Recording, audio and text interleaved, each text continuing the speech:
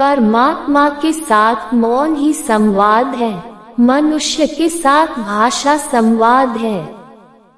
अगर तुम परमात्मा के साथ संवाद करना चाहते हो, मौन हो जाओ। यदि तुम आदमी के साथ संवाद करना चाहते हो तो बोलो, चुप मत रहो। अगर तुम किसी मित्र के साथ चुपचाप बैठते हो तो तुम्हें भद्दा लगेगा और मित्र को भी भद्दा लगेगा। उससे लगेगा कि कुछ गलत हो गया है। वो पूछेगा, क्या बात है? तुम बोल क्यों नहीं रहे हो? क्या तुम उदास हो या कुछ और, निराश हो या कुछ और मामला है? क्या कुछ गड़बड़ हो गई है?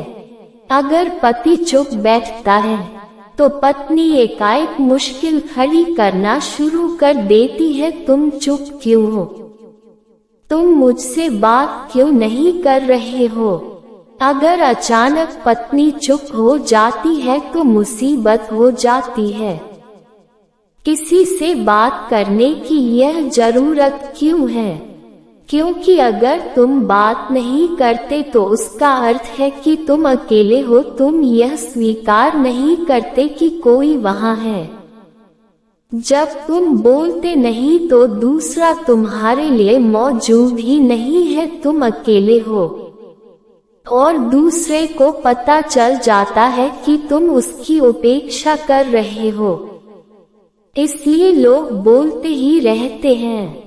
जब वे बात नहीं करना चाहते, उनके पास संवाद करने के लिए, कहने के लिए कुछ नहीं होता, तो वे मौसम के बारे में या किसी भी चीज के बारे में बात करेंगे। कोई भी बात काम चला देगी, लेकिन बात करो, क्योंकि हो सकता है बात न करने पर दूसरे को बुरा लगे और दूसरे के साथ चुप रहना अशिष्टता है।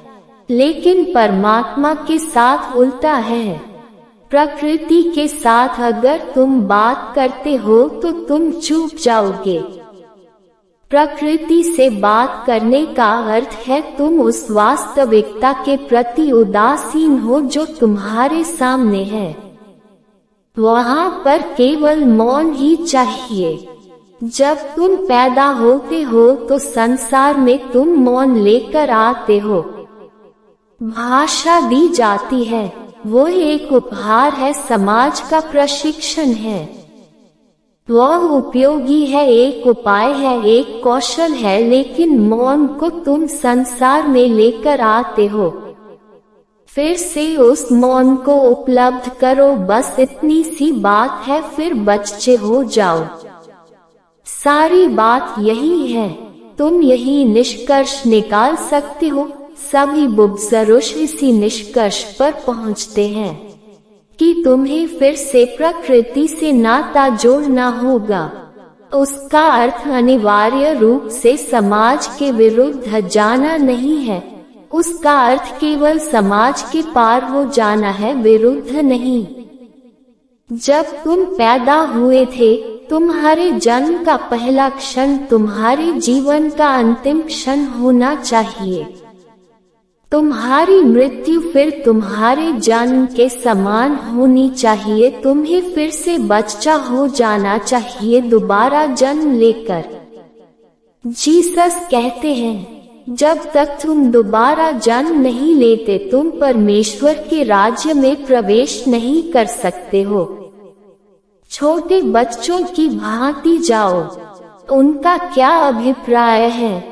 उनका कहना है कि बस प्राकृतिक हो जाओ।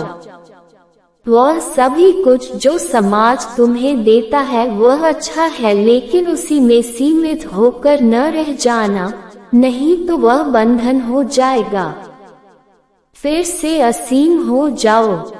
समाज कभी असीम नहीं हो सकता है, उससे तंग सुरंग होना ही पड़ता है। अपने स्वभाव के कारण उसे ऐसा होना ही पड़ता है।